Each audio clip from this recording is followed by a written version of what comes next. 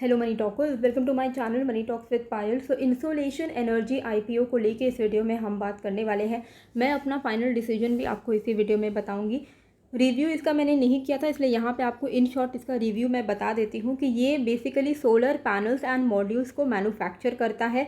And अगर हम इसके फिनेंशियल्स को देखें तो ये एक प्रॉफिट मेकिंग कंपनी है जिसका year on year profit after tax, revenue, reserves, assets सारे ही कुछ इंक्रीज़ हुए हैं।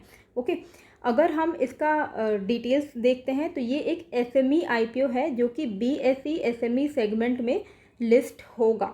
तो एसएमई आईपीओ का मतलब यही होता है कि ये एक छोटे स्मॉल एंड मीडियम एंटरप्राइज का आईपीओ होता है जिसमें आपका मिनिमम इन्वेस्टमेंट जो होता है वो 1 लाख रुपीज़ का होता है। रिटेल कैटेगरी में भी 3000 शेयर्स का इसका लॉट है और ये फिक्स्ड प्राइस आईपीओ नहीं है, यानी कि इसमें प्राइस बैंड दिया गया है 36 से 38 का, लेकिन आपको इसमें 38 पे ही अप्लाई करना है।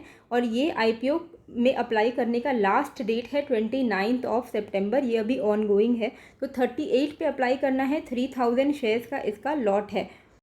इसका मतलब क्या हुआ कि आपका रिटेल कैटेगरी में भी 1,14,000 रुपीज़ ब्लॉक होगा। 1,14,000 आपको मिनिमम इसमें इन्वेस्ट करना पड़ेगा अलॉटमेंट लगने के लिए, और कट ऑफ प्राइस पे ही इसमें अप्लाई कीजिएगा। अब आते हैं इसके कुछ स्ट्रेंथ एंड रिस्क के ऊपर। तो इसकी स्ट्रेंथ यही है कि ये एक सोलर पीवी मॉड्यूल जो ये बनाता है उसकी हाई एफिशिएंसी है। ब्रांड रेप्यूटेशन जो है वो काफ़ी ज़्यादा अच्छी है, इसकी मैनेजमेंट काफ़ी ज़्यादा एक्सपीरियंस है। गवर्नमेंट का सपोर्ट मिलता ही है सोलर मॉड्यूल्स को, आप जानते हो ये चीज़, सब्सिडीज़ भी इनको मिलता है और बहुत से इन्होंने अवार्ड एंड रिकॉग्निशंस लिए हैं। और ये सारे मैं आरएचपी से आपको डिटेल्स लेके बता रही हूँ। रिस्क इनका ये है कि ये जो रॉ मटेरियल लेते हैं उसमें से 50% रॉ मटेरियल इम्पोर्टेड है जो कि मोस्टली चाइना से आता है। अब डॉलर रेट आप जिस तरीके से देख रहे हो कि वो बढ़ रहा है, उसकी वजह से इनका जो मार्जिन है वो इम्पैक्ट होता हुआ अभी दिख रहा है। और एक रिस्क क्या है कि ये इनका सिंगल प्रोडक्ट ही है सोलर पीवी मॉड्यूल्स जहाँ से मोर देन 95% रेवेन्यू आता है। तो इनका जो मॉडल है वो बहुत ही नीश है, यानी कि इनका जो रेवेन्यू सोर्स है वो बहुत ऐसा डाइवर्सिफाई नहीं है। प्रोडक्ट पोर्टफोलियो इनका डाइवर्सिफाई नहीं है। 95% से ज़्यादा रेवेन्यू इनको सिर्फ और सिर्फ सोलर पीवी मॉड्यूल से ही आता है, जहाँ पे बहुत ही ज़्यादा इनकी डिपेंडेंसी है। और भी रिस्क हैं, जैसे कि इनको कस्टम ड्यूटी बेनिफिट्स मिल रहे हैं ईपीसीजी स्कीम के तहत में एक्सपोर्ट प्रमोशन के लिए, पर अभी तक इनका एक्सपोर्ट ज़ीरो रहा है, तो वो भी एक रिस्क है इनका। और कैपेसिटी यूटिलाइजेशन इनकी फुल नहीं है, 100% कैपेसिटी यूटिलाइजेशन नहीं है, 84% कैपेसिटी यूटिलाइजेशन है। हालांकि इनका ईयर ऑन ईयर रेवेन्यू जो है वो FY 2022 में 32% ग्रो हुआ है, 2021 में 83% से ग्रो हुआ है। लेकिन कॉस्ट ऑफ मटेरियल जो है, जो मैंने आपको मार्जिन का इशू भी बताया, वो यहाँ पे साफ साफ हमें देखने को मिल रहा है, जो कि 47% का है। प्रॉफिट आफ्टर टैक्स इनका FY 21 में 123% से ग्रो किया था। एंड इंडस्ट्री की जो ग्रोथ है, अब सोलर पीवी मॉड्यूल जो ये बनाते हैं इसकी आगे जाके ग्रोथ क्या है, तो इंडिया में बाय 2030 ऐसा टारगेट है कि 450 गीगावाट का रिन्यूएबल एनर्जी होना चाहिए, जिसमें से 60% और या फिर 250 GW का एक्सपेक्टेशन है कि वो सोलर होगा। तो सोलर पीवी मॉड्यूल ये कंपनी बनाती है, तो इसका जो CAGR है ग्रोथ का वो 8% है इंडिया में। सिमिलरली ग्लोबल में जो ग्रोथ है, ग्लोबल CAGR वो 13.78% का है। तो ऑल इन ऑल अगर हम देखें तो ये कंपनी अच्छी दिखाई दे रही है, लॉन्ग टर्म होल्डिंग के लिए भी अच्छी दिख रही है एंड IPO में अप्लाई करने के लिए भी अच्छी दिख रही है। तो मैं इस IPO में अप्लाई करूँगी। अब मैं आपको बता देती हूँ कि इसका जो डेट्स है वो क्या है, फिर यहाँ पे हम ग्रे मार्केट प्रीमियम भी देख लेंगे।